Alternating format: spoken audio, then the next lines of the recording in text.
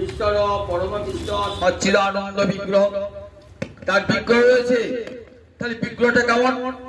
আমাদের মতন এই রক্ত মাংস দিয়ে করা, ক্ষিতি অব্দেশ মরুদ্গম পঞ্চবায়ু দিয়ে করা? বললেন না গো না, আমাদের যে দেহটা পঞ্চভূত দিয়ে করা। কি আছে? মাটি আছে, ক্ষিতি আছে, জল আছে, তেজ আছে, অগ্নি আছে, মরুত আছে অর্থাৎ বায়ু আছে, আর আকাশ আছে। এই পাঁচটা জিনিস দিয়ে আমার দেহটা করা।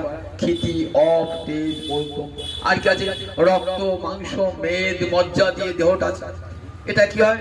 এই দেহটা একদিন পচে যায়, আর ধীরে ধীরে ধীরে ধীরে ধীরে যেমন বৃদ্ধি হয়, আবার একদিন বৃদ্ধ বয়সে এটা সব গলে পচে শেষ হয়ে যায়। মরে গেলে দুর্গন্ধ পর্যন্ত বার হয়। পচা জিনিস যেমন দুর্গন্ধ হয়, তেমনি এই দেহটা পচে গেলে, মৃত্যু হলে পরে দেহ থেকে দুর্গন্ধ বার হয়ে যায়।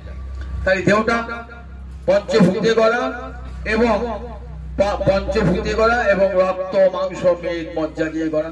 ভগবান দেহতে হেগুনা কি? বলে না, সৎ, চিৎ, আনন্দ, এই তিনটে উপাদান দিয়ে ভগবানের দেহটা। সেখানে রক্ত, মাংস, মেদ নয়, পঞ্চভূতের বিকার নয়, সৎ, চিৎ, আনন্দ। সৎ মানে সন্ধিনী, অর্থাৎ যে শক্তির দ্বারা ভগবান নিজে আছেন, আবার জগৎকে ধরে আছেন।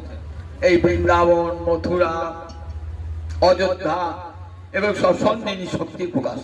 গোলক, বৈকুণ্ঠ, এগুলো সব সন্ধিনী শক্তির প্রকাশ, বিরাট ভগবান। চিৎ মানে জ্ঞান। এই যে আমরা সামান্য জ্ঞান অর্জন করছি, একে চিনছি, তাকে চিনছি, যে ইন্দ্রিয়ের জ্ঞান, এই জ্ঞান কোথা হতে পেয়েছি? ভগবান হতে।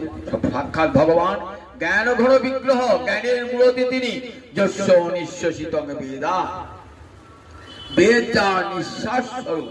তাই সমগ্র জ্ঞানের আধার ভগবান জ্ঞান ঘন বিগ্রহ। তিনিই কৃপা করে সামান্য জীবের মধ্যে, অনুচিত জীবের মধ্যে জ্ঞানের বিকাশ ঘটিয়েছে। আবার আনন্দ, তিনি সাক্ষাৎ আনন্দের মূরতি, সাক্ষাৎ আনন্দের মূরতি। আমরা আনন্দের একটু কণা পাই, স্ত্রী পুত্রের মুখ দেখে সংসার করে, সংসার অর্থ উপার্জন করে, ঘর বাড়ি করে একটা আনন্দ পাই। তো সেই আনন্দটা সত্যিকার আনন্দ না হলো আনন্দের আভাস।